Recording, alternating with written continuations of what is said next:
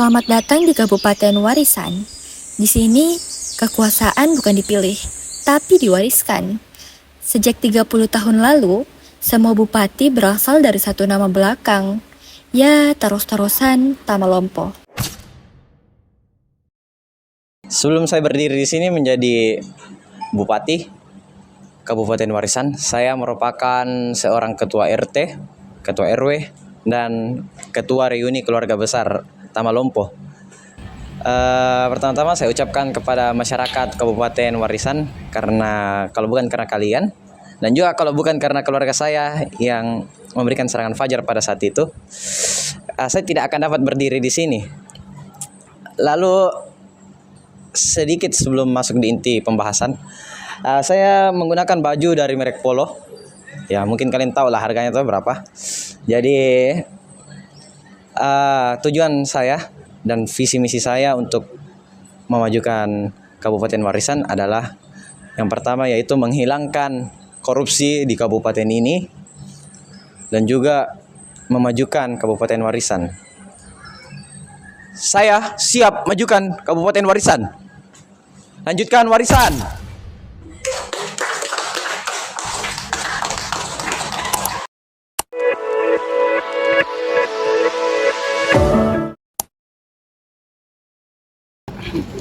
Walau saya baru saja wisuda kemarin, tetapi saya sudah tahu cara membagikan ini. Pilih saya, waris sejati.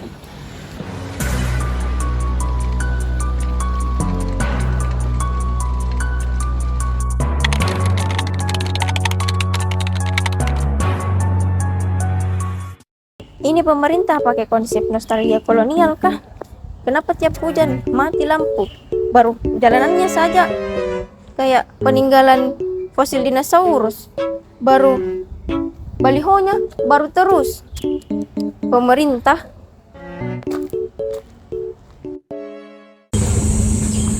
Deh, buahnya milik pohon. Hai guys, jadi ini pohon tua sekali Mi, lebih tua daripada demokrasi yang ada di sini. Tapi lucunya toh, lihat kok ini pohon masih berdiri tegak ji. Nggak kayak toko yang kemarin sore baru naik. Sok reformis sekali, janji palsu. Lihat tuh lucunya Mbak Cici. Dia itu bagi Tamalompo. Hah? Tamalompo? Iya, itu toh kucingnya Tamalompo. Jadi kalau sore nanti ada nih kutukannya Tamalompo, dia sini di bupati. iya itu nih dinasti.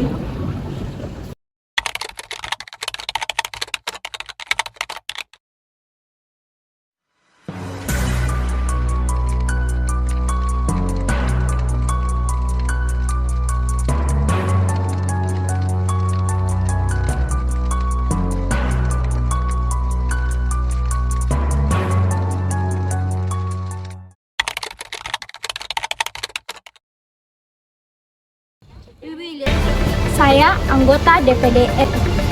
Dengan ini tidak ingin ikut campur, tetapi saya menegaskan kepada kalian semua untuk memilih keluarga saya demi menjaga stabilitas dan keharmonisan keluarga besar kita. Itu saja.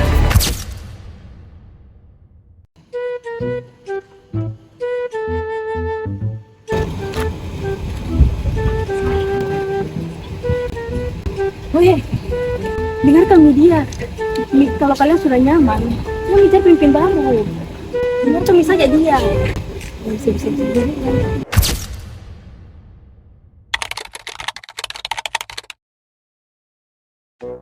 Pertama-tama saya ucapkan terima kasih banyak kepada bapak-bapak dan ibu-ibu yang telah hadir pada siang hari ini.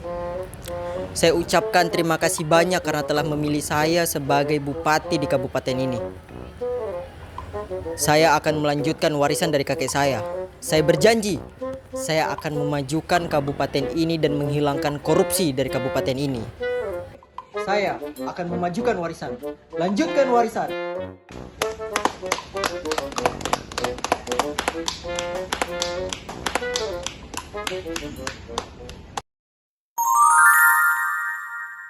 Pilkada atau pemilihan kepala daerah merupakan pemilihan langsung oleh rakyat untuk memilih gubernur, bupati, atau wali kota beserta dengan wakilnya. Nah, tujuannya yaitu untuk mewujudkan kepemimpinan yang demokratis, jujur, dan akuntabel. Nah, berdasarkan Undang-Undang Nomor 10 Tahun 2016, ada beberapa tahapan untuk pilkada tersebut. Nah, yang pertama yaitu perencanaan, kemudian pendaftaran calon, masa kampanye, masa damai, kemudian pemungutan suara, dan penetapan hasil. Nah, adapun syarat untuk menjadi calon sendiri yaitu warga negara Indonesia, bertakwa, setia kepada Pancasila dan Undang-Undang Dasar, berumur minimal 30 tahun untuk gubernur dan 25 tahun untuk bupati atau wali kota, dan tidak pernah terpidana berat. Pilkada harus dilaksanakan sesuai dengan prinsip-prinsip seperti jujur, adil, langsung, umum, bebas rahasia, transparan, dan akuntabel. Namun, karena banyaknya permasalahan-permasalahan terkait pilkada ini, muncul pertanyaan, apakah pilkada yang dilaksanakan di Indonesia ini sudah sesuai dengan aturan dan prinsip demokratis yang diinginkan? Seperti yang telah kita saksikan pada Porodi, sudah jelas bahwasannya dinasti politik masih menjadi budaya di Indonesia. Ini merupakan salah satu masalah yang berisiko memperburuk nepotisme dan juga korupsi, serta menghambat regenerasi kepemimpinan dan melemahkan sistem pemerintahan yang seharusnya berbasis transparansi dan juga akuntabilitas. Dalam banyak kasus, dinasti politik menciptakan lingkungan kekuasaan yang tertutup, mengurangi kompetensi yang sehat, serta membatasi partisipasi politik dan juga meningkatkan potensi penyalahgunaan wewenang. Kritik terhadap fenomena ini terus berkembang dalam demokrasi modern, di mana lebih mengutamakan dan juga lebih menekankan pada keterbukaan sebagai pondasi utama pemerintahan yang lebih efektif. Untuk kebijakan pemerintah terkait pilkada ini sebenarnya sudah ada dalam Undang-Undang Nomor 10 Tahun 2016, di mana undang-undang ini itu mengatur tata cara pemilihan kepala daerah secara langsung oleh rakyat. Sementara untuk dinasti politik ini pada pilkada juga sebenarnya sudah diatur dalam Undang-Undang Nomor 8 Tahun 2015 sebagai revisi dari Undang-Undang Nomor 1 Tahun 2015 yang di dalam undang-undang ini terdapat pasal 7 ayat 2 di poin R-nya itu menyatakan bahwa salah satu syarat untuk mencalonkan diri sebagai kepala daerah ialah tidak boleh memiliki konflik kepentingan dengan petahana kecuali setelah lewat 1 kali masa jabatan. Nah, maksud dari poin ini adalah ketika seseorang memiliki konflik kepentingan atau hubungan keluarga dengan orang yang sedang menjabat kepala daerah pada saat itu, ia tidak boleh mencalonkan dirinya untuk menjadi kepala daerah di periode berikutnya, kecuali orang yang menjadi kepala daerah ini sudah lewat masa jabatannya 5 tahun yang lalu.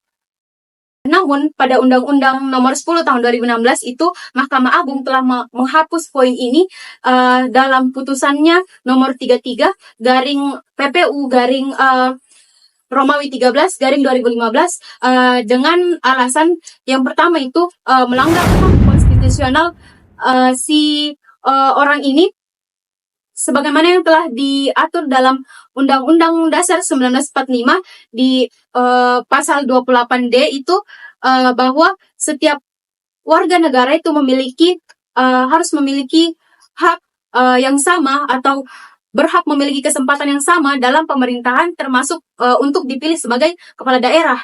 Yang kedua adalah tidak semua hubungan keluarga itu memiliki konflik kepentingan. Nah, generalisasi hal ini itu dianggap tidak adil oleh Mahkamah Agung. Oleh demikian, dalam negara kita itu tidak ada hukum yang melarang secara eksplisit mengenai dinasti politik, asalkan si pemilihan ini dilakukan secara demokratis dan terbuka. Baik, seperti yang sudah dikatakan oleh teman saya sebelumnya, bahwa dinasti politik ini merupakan fenomena yang sangat amat berbahaya bagi negara. Fenomena ini merupakan sebuah monopoli kekuasaan. Fenomena ini terjadi di berbagai suatu daerah di sebuah negara. Nah, kita sebagai agent of change, sebagai mahasiswa, seharusnya berani menyusun strategi atau berani menyuarakan demokrasi yang sehat dan kompetitif. Jadi yang pertama kita bisa melakukan yang namanya edukasi dan penyadaran publik. Jadi kita sebagai mahasiswa bisa membantu masyarakat untuk meningkatkan kesadaran terhadap dampak negatif dari dinasti politik ini. Nah, misalnya kita bisa mengadakan yang namanya diskusi terbuka, forum terbuka maupun seminar yang membahas isu dinasti politik serta pengaruhnya apa sih terhadap suatu demokrasi maupun kepemimpinan daerah. Nah, kita bisa juga misalnya menyebarkan informasi melalui media sosial, jurnal kampus maupun opini publik agar kita bisa meningkatkan kesadaran terhadap masyarakat tentang pentingnya pemimpin yang kompeten. Nah, yang terakhir itu kita bisa memberikan pemahaman politik terhadap kalangan muda. Ini fungsinya supaya si generasi muda ini dapat memilih pemimpin bukan berdasarkan hubungan keluarga, tetapi berdasarkan kompetensi, visi maupun apa sih kontribusi nyatanya yang bisa dia berikan terhadap masyarakat maupun pemerintahan. Baik, selanjutnya kita bisa melakukan yang namanya advokasi regulasi anti dinasti politik. Sebab dinasti politik ini tidak hanya bisa dihapus dengan edukasi politik saja, perlu undang-undang yang mengatur atau melarang dengan jelas praktik dinasti politik ini.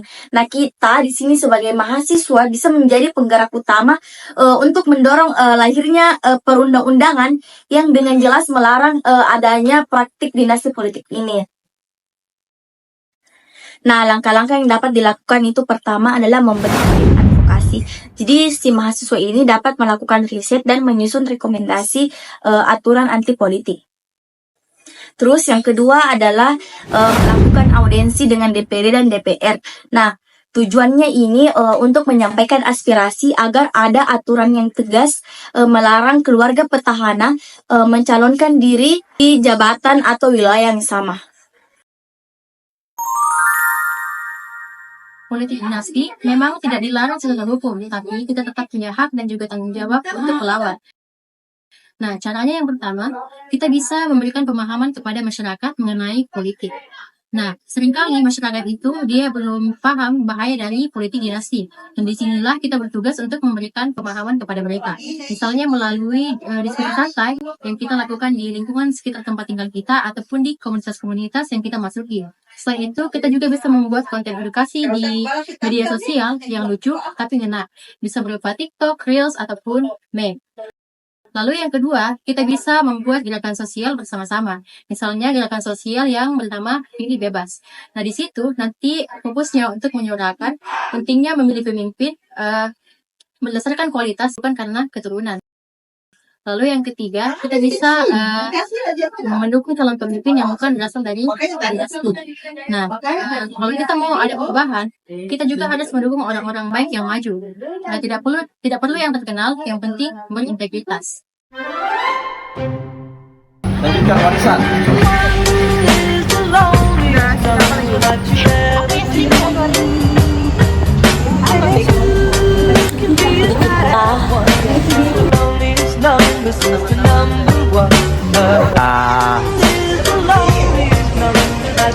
Waalaikumsalam warahmatullahi wabarakatuh.